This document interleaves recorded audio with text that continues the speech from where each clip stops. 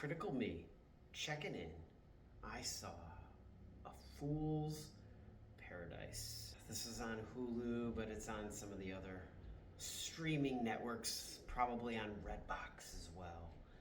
And this was one of those movies, I checked out the trailer and I'm like, I laughed. I'm like, this looks good.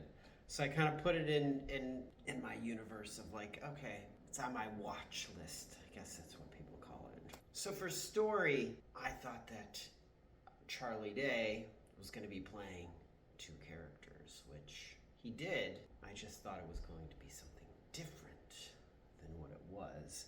Perfect example of how the trailer tells a story to pull you in. Yes, you want to see this. And I felt like this movie really had potential. I liked the person playing another person dynamic. And so I felt like on paper with the story, I felt it was good, but it was misleading. So I'm gonna rate this story at a 6. Entertainment value. Watch this thing on Redbox. So I don't know if I laughed. I maybe chuckled here. I thought that, I don't want to give spoilers out because that's one thing I do pride, these reviews on, is giving things away. But as far as being entertained, when somebody doesn't speak a lot, there's the animationness of with your eyes, with your expressions. Like I said, it's going to fall under performance here that I'm already going into. Was I entertained? Definitely glad I did not see this in the theater. I actually started watching it, stopped watching it, and I'm like, all right, I gotta finish this. So wasn't even able to finish in one go. I wanted to be more entertained. I do think that this had a lot of potential. It just shows how somebody goes another direction. I'm gonna say a 6. So for performance, this is a serious cast.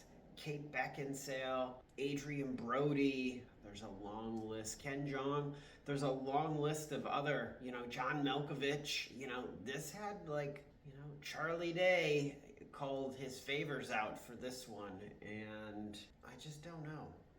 The performances, honestly, I liked all the performances except his. I feel like for the choice that he made, the way he played that character, I just don't get it. I'm gonna say a 6. And the other people's performances were more like an 8 for sure, or a 9, but his just, I don't know. Artistry, for what they did with, it was present day, it was fine. I don't think that that's what ruined it. I'm gonna say the artistry was good. It was a 7. The vibe, uncomfortable, and I think that that's maybe what he was going for, but it wasn't in a good way. So this was a movie that you really wanted to watch. I mean, I don't know if Eric Douglas would have been more entertained by this, and that is a question. But in the same regard, if there was people that I was watching it with, I would need to see it as Eric Douglas to see it again, just to give it another chance. The vibe, I'm gonna say a 6. Fool's Paradise.